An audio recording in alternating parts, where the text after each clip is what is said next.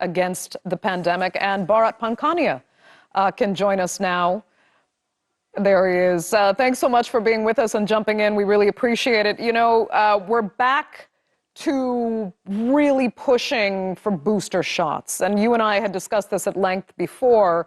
Now that we know that this vaccine can at least partially evade, the variant can at least partially evade the vaccine, and that being not just doubly vaccinated, but having the booster shot really is the best way to mitigate any further damage that can be done by Omicron. All of this focus on the booster shots and the full vaccination, while only 6% of the population in poor countries is vaccinated. Really, where are we then, Dr. Pankhania, in the global fight against bringing this greater pandemic under control? We are in talk a lot and do very little stage, same as where we were a year ago, which is very disappointing. So suddenly, out of the blue, with the arrival of Omicron, we've got a lot of commentators talking about helping Africa and other parts of the world where the vaccines have not been delivered. And really, I say to the European nations, the Americans, it is in your self-interest to get the train running now. It's not a question of we supplied you with the vaccines, now do it. You've got to set up the logistics, the infrastructure, the needles, the syringes, the recall system, the cold chain, and all of those things. All of that work could be ongoing now, pending the arrival of the vaccines. Better still, make the vaccines be available as soon as possible. And I say it over and over again to you and to anybody who's listening, which is until we bring down the cases globally, it's pointless just bringing your cases down and you leave the other part of the world with high case numbers. And if you do that, you get what we got now, Omicron. Emergence of a variant in a place where there's runaway infections in immune suppressed people, you get variants. Okay. And just to be clear, Dr. Pankhania, we had said before that this potentially, the upside to this could be that we might discover that this Omicron variant is just a weaker variant in general, and that overall the virus is weakening. Do you not see that as the potential silver lining here? Are you more fearful that this could only lead to greater problems? No. We've got to be measured, and nobody wants to have hairs running. But at the moment, we are in the territory of we don't fully know, and therefore we should stick to we don't fully know. It may be that it is mild disease causing, all well and good. If, on the other hand, and these are my concerns, that if it is infecting a much younger age group, and causing serious disease in that younger age group, we have a big problem on our hands. So at the moment, we don't know. I hope and pray it is just innocuous. We don't know, though. Right. Lawrence Young, you know, Dame Sarah Gilbert, one of the people credited for developing the AstraZeneca vaccine, has said worse could actually be coming.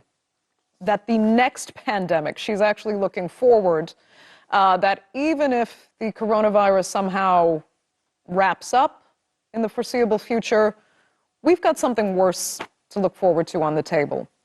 Is this just one more pessimistic scenario, or are most scientists kind of on the same page there?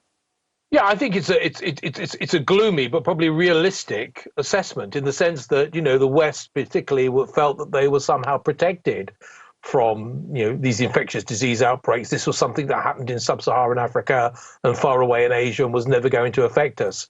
Now we've learned the hard way, and it is a wake-up call. So I think there's a big issue here about how we prepare better for next time, and how we, as Bharat said, how we think about this globally. It's in all our interests to protect everybody. My view, for instance, is that a lot of these infections spread from animals, and that we've got to do more joined-up research between animal infectious disease and human infectious disease.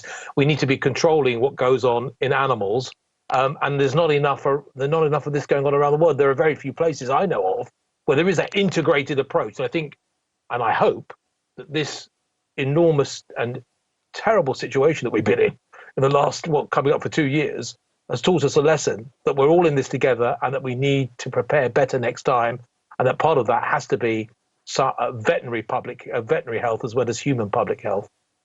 Okay, interesting. I mean, Oksana, so while we are struggling with the coronavirus pandemic, are we possibly dropping the ball on preparing for potentially worse to come?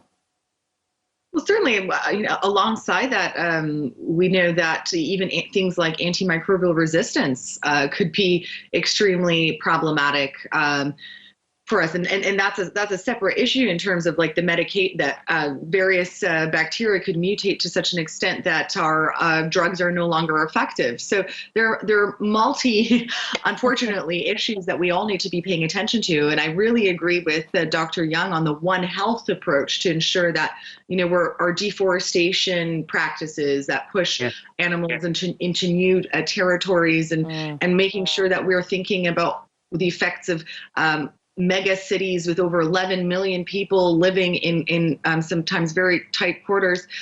All of this is, again, what we've heard from the WHO, really trying to get attention of world leaders to create some kind of higher standard towards not just research, but policies and legislation around it.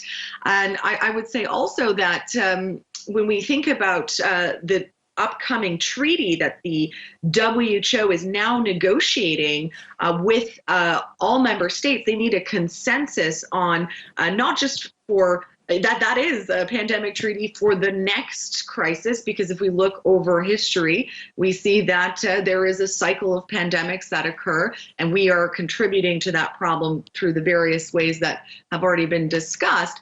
But we need to pressure countries to actually commit to it, and legally binding instrument might be the way forward to ensure that those policies are in place. But there is some resistance from China and Russia around it. So we will see that, right now the WHO is not just thinking about what's happening with COVID, but also making sure that we have the correct political instruments in place to help leaders prepare for the next. I mean, the science is clear. We have, companies working on even variant-specific vaccines, but where we have failed is around political leadership and supporting people with behavior change. Even now, I think people just don't really want to take the threat seriously.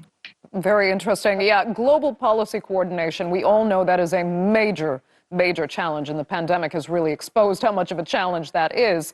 But Bharat Kampania, Oksana was talking about the issues that she was fearing actually having to be bacteria related, and said that's a separate issue actually from the coronavirus pandemic. But let me ask you if you think it really is, because part of this pandemic has been mass sanitization. Many people have reverted to using loads of antibacterial soaps, wipes, constant cleansing, whereby some argue we're failing to build up the normal antibodies we would with normal exposure to bacteria, because the pandemic has made us so ultra-hygienic.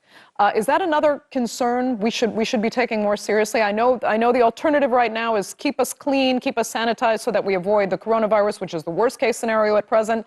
But there are also other issues that develop from that hyper-sanitization. Are there not? No, I wouldn't worry about it, but I'll tell you what we should be addressing urgently is feeding antibiotics to animals to raise meat on the cheap.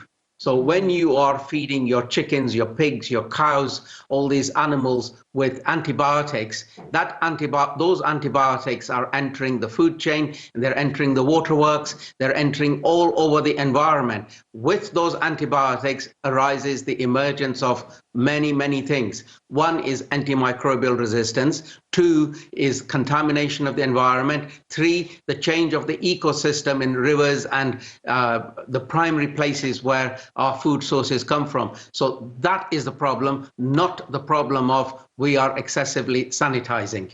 Okay, Lawrence Young, you agree there? Yeah, I do. I think there are lots of issues here. One of them, of course, that we need to consider is climate change and the impact of climate change on infectious disease. We're already seeing this in relation to malaria and mosquitoes creeping into southern Europe, and this is going to be an issue for the world. So again, a massive concern around how the environment in which we live is changed by what we do. So I support what Bharat's saying, and I think we just need to go that step further, being aware of the impact of climate change on disease. Fascinating. Okay. Unfortunately, I have to wrap it there because that's all the time we have for this edition of the Newsmakers. I'd like to thank all three of my panelists so much for being with us, and to our viewers for tuning in as well. Remember, you can follow us on Twitter at @the_Newsmakers, and be sure to subscribe to our YouTube channel. I'm Andrea Sanke. We'll see you next time.